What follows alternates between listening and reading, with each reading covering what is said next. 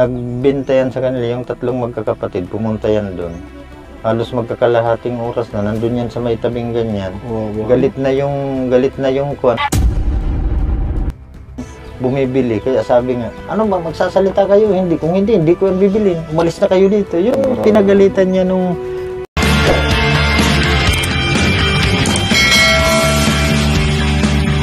mamimili ng pili kasi hindi nga sila. Kaya Ito pala talagang ano no. Oo, nagtataka ako. Kawawa din yung tipong gusto lang naman nilang kumita pero nahihirapan sila kasi nga sobrang mahihain sila. Oo, pero gusto nilang magkaroon ng pagkakakitaan. oo, pero hindi naman kasalanan niyo nung bumibili. At Hindi po, naman, hindi. Hindi naman alam nung bumibili na hindi Hindi po talaga kasalanan. nagsasalita ng mga ganyan na.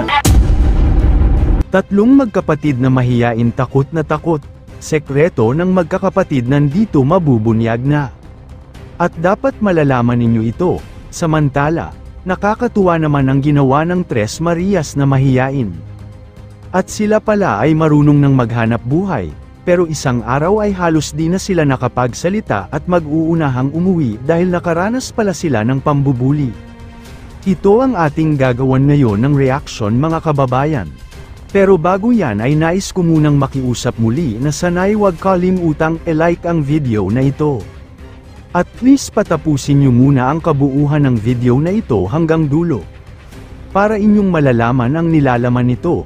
At please suportahan po natin ang channel ni Kuya Val Santos Matubang. Ate Edna Vlogs, Kalingap Rab, maraming salamat po. At tatlong magkapatid na mahiyain takot na takot. Sekreto ng magkakapatid nandito mabubunyag na. At dapat malalaman ninyo ito.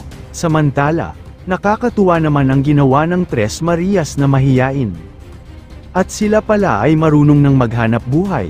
Pero isang araw ay halos di na sila nakapagsalita at mag-uunahang umuwi dahil nakaranas pala sila ng pambubuli. Hindi lang yan, dahil napapagalitan pala ito madalas dito sa mga mamimili nila. Bukod kasi sa hindi sila nagsasalita, ay nahihiya pa umano ito. Na magtitinda sa paninda nilang pili, ang mga mamimili tuloy ay nagagalit sa kanila. Mayroon palang time na nasisigawan umano ang mga ito dahil hindi nga kasi sila nagsasalita. Kaya naman ay kahit pala sa palengke o sa daanan ay hindi pa rin sila nagbabago. Kaya atin kasi talaga masasabi dito ay mahihirapan talaga silang maka-recover dahil sa pambubuli sa kanila. Mapaskul man o sa lugar kung saan sila nagtitinda. Kaya dito ay ating napapanood ang kwento ng tatay na ito na dapat daw talaga ay sinasanay sila ng magulang na maging marunong makikipagsalamuha o makikipaghalubilo ng mga tao. Para sa ganun ay maiiwasan nila ang mabuli at mapagsalitaan ng hindi maganda.